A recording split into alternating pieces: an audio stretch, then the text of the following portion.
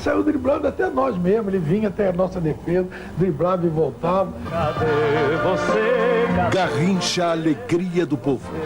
Na estreia de futebol, o Jogo da Paixão. Neste domingo, 2 da tarde. Rede Brasil apresenta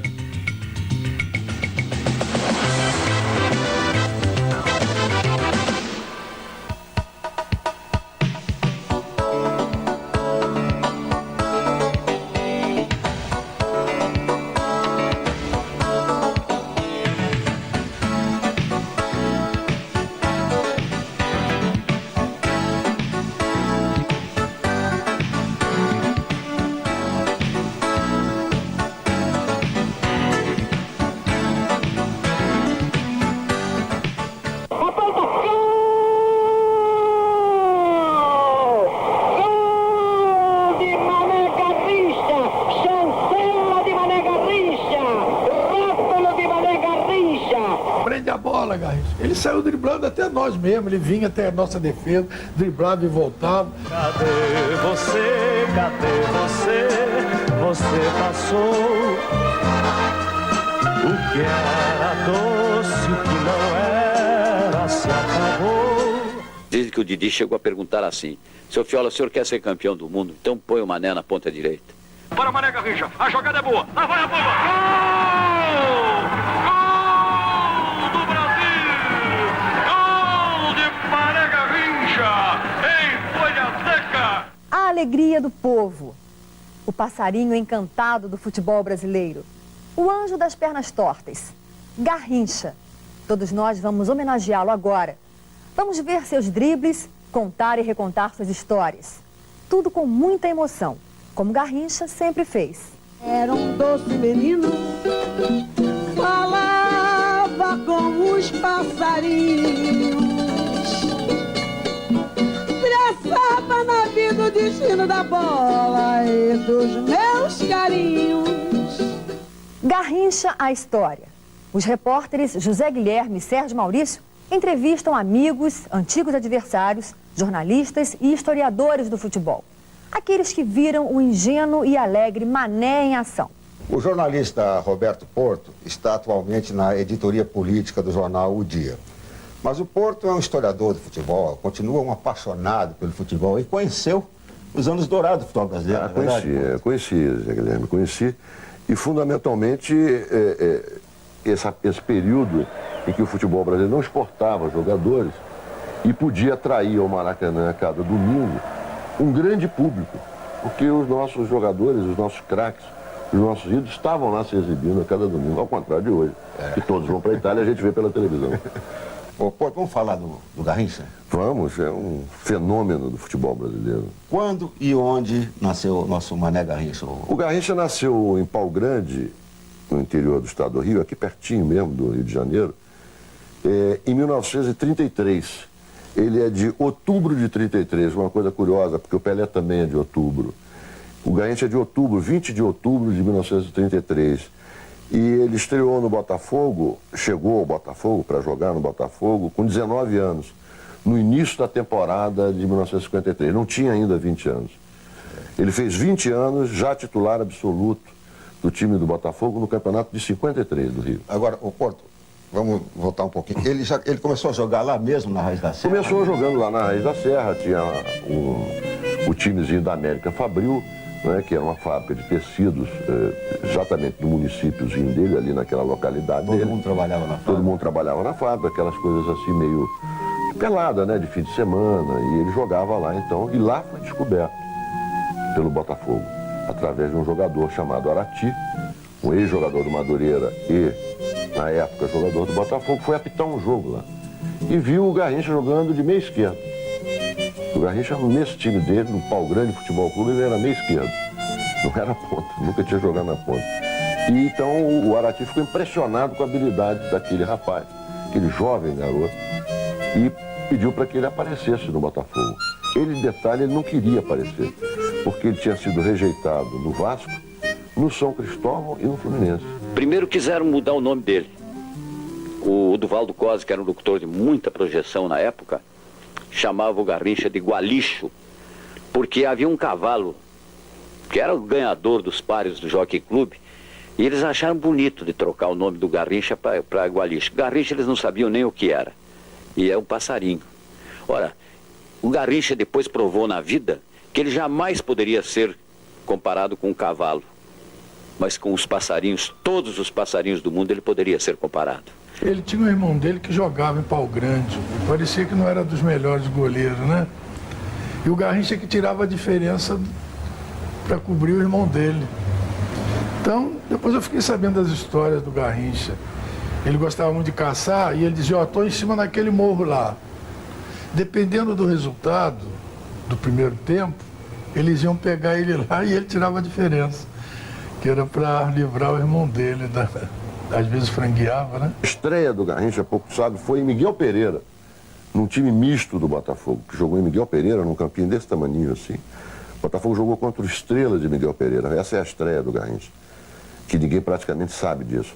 Mas no primeiro treino dele do Botafogo, o time titular jogando e se testando várias reservas, etc., ele entrou. E quando o Newton sentiu, o Newton como lateral esquerdo, marcador de ponta, viu aquele jogador ágil, espetacular, driblando com aquela arrancada que ele tinha, o Newton disse, contrata esse cara. Na época estava badalado, né? E ele apareceu para treinar, ele com aquele jeito dele, a figura dele, você não acredita muito, né? Chapliana, né? Dá a impressão de um cara até com defeito físico. E eu olhei, eu digo, é mais um que vem para treinar, né? Ponta, eu lembrava do Zizinho. O Zizinho dizia, ponta ou é muito bom, ou então é para não deixar a bola sair na lateral. O Zizinho define o ponta assim. E eu pensava que o Garrincha era desses pontos de não deixar a bola sair na lateral. E ele pegou na bola, balançou e passou, sabe? Passou a bola entre as minhas pernas. Nossa, mãe, aí o pessoal assistindo o treino, pô, driblou o Newton Santos, pô, que não sei o que. Eu digo, pega o homem, gente, pega o homem. Sobre os marcadores dele, qual foi o mais implacável? Qual foi aquele que conseguiu marcar? Teve algum que conseguiu marcar ele? Havia um que marcava. E esse não é citado por ninguém. Não é citado por ninguém. Era um lateral esquerdo que jogava no Bangu, irmão de um jogador que foi do América, o Wilson Santos. Mas o nome dele era... Xará do Botafoguense. Era escrito com N-E-W-T-O-N. Newton Santos. Era irmão do Wilson Santos. Esse cara jogava pelo Bangu, era titular do Bangu. Foi o que eu vi marcar melhor o Garrincha. Garrincha quase não andava com ele. Quer dizer que o que marcava melhor a ele era o Jordan, mas melhor no sentido bom da palavra, porque esse não dava pontapé, levava o drible a tarde inteira, não fazia nada de ruim com o Garrincha. Não adiantava usar de violência, porque eu acho que o atleta ele tem que ser disciplinado, principalmente quando está jogando futebol, porque isso é uma profissão e que a gente está lutando por ela. Eu achava que, na minha opinião, eu não devia dar pontapé. Realmente, não só como Mané, como todos os outros extremos, eu nunca usei da violência.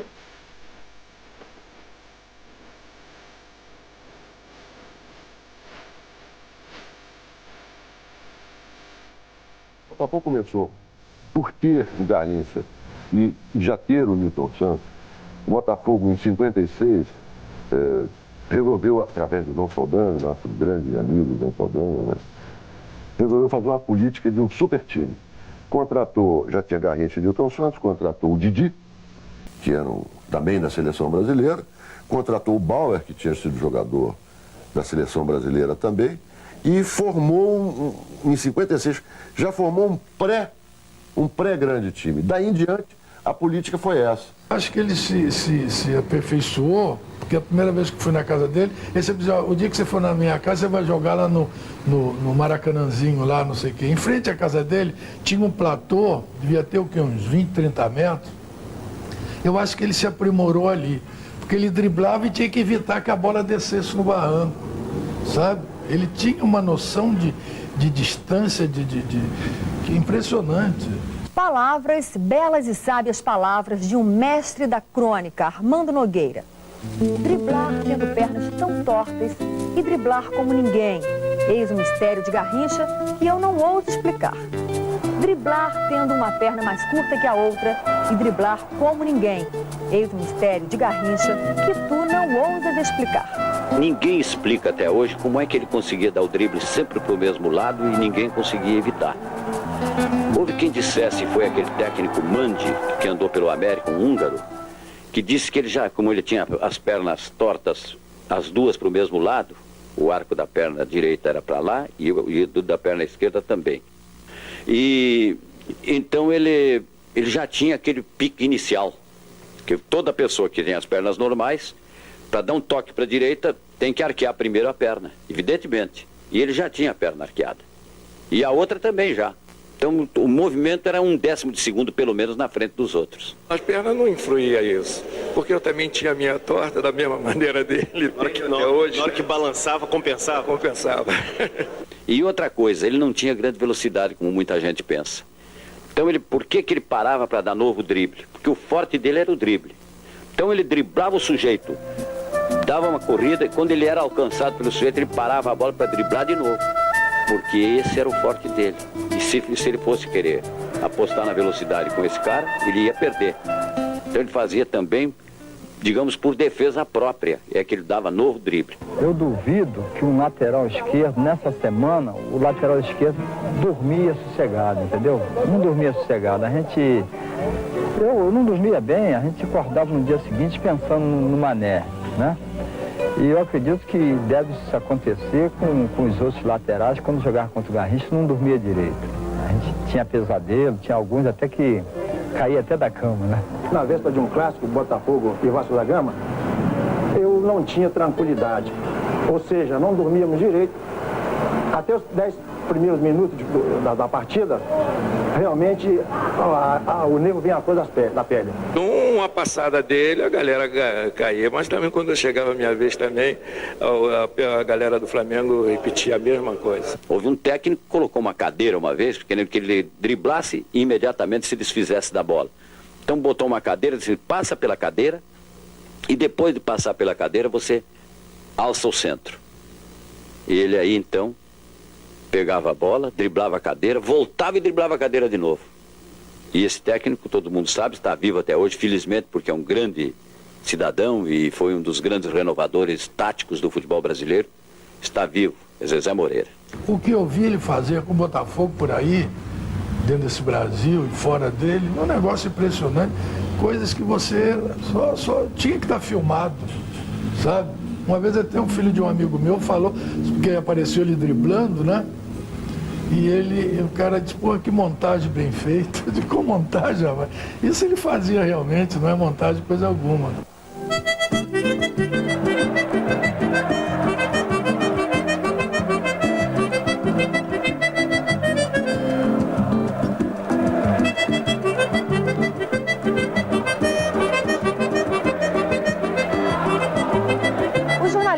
Marcos de Castro e João Máximo escreveram um livro importante, Gigantes do Futebol Brasileiro.